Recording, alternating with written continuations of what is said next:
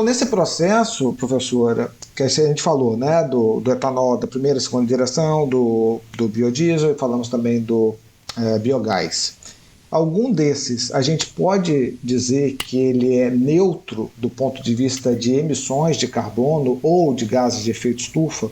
Assim, ele vai emitir, mas no ciclo fechado, eu digo, na recuperação e tal.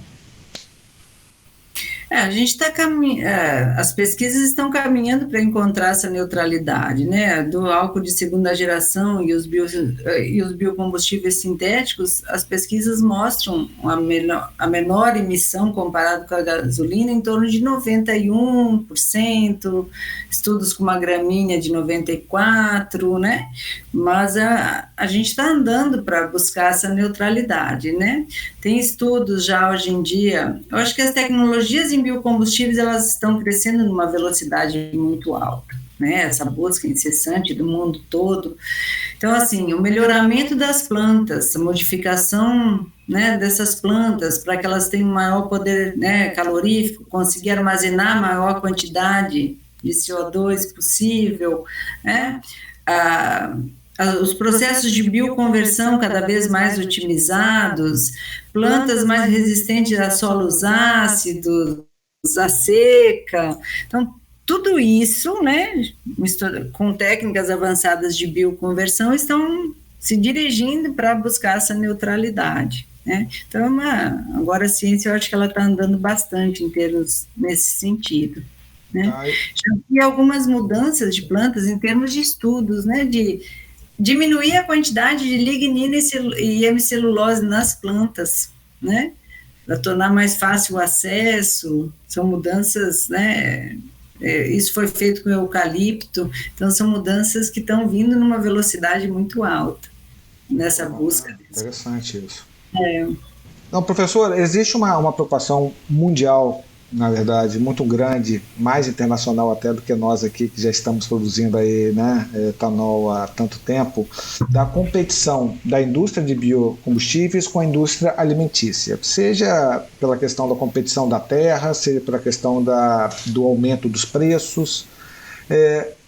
Quais seriam as alternativas para a gente conseguir driblar essa crítica? Assim? A gente poderia, de repente, pensar em usar terras não cultiváveis hoje. Você já falou de algumas plantas aí com características específicas, de repente, para esse tipo de terrenos mais áridos, ou utilizar o mar, né, alga marinha, esse tipo de coisa. Existe algum estudo nessa linha? Sim, existem muitos, né? Como falei já antes, primeiro, sempre que nós estivermos utilizando nossos recursos, a gente vai estar trazendo danos para o ambiente, não tem como, né? Eu acho que o papel nosso da ciência é justamente esse, de estar buscando essas alternativas. A gente utilizou desenfreadamente o petróleo sem uma preocupação inicial, né? Essa consciência ela veio crescendo, né? Foi se buscando novas alternativas por causa de aumento de preço, por causa de danos ambientais, então essa consciência foi crescendo. E ela continua, e o nosso papel da ciência é justamente buscar essas novas alternativas. Então, assim, quando a gente procura a microalga como uma fonte de captura de CO2, né?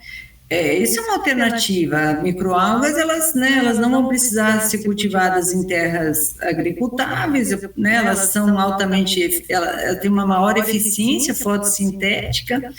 Então, eu posso estar cultivando essas microalgas, extrair o óleo, por exemplo, dessas microalgas e fazer o biodiesel a partir, né, do óleo de microalgas. Então, tem muitos já trabalhos sobre isso. Eu vi em Portugal já tem ônibus que transitam com, né, biodiesel de microalgas, aqui no Brasil, lá em Campinas também. Então, a gente já vê muitos estudos e muitas coisas sendo feitas efetivamente nesse sentido, né, de estar buscando essas novas alternativas. E todas essas outras alternativas, elas também é essa busca incessante para tentar essa melhoria, né?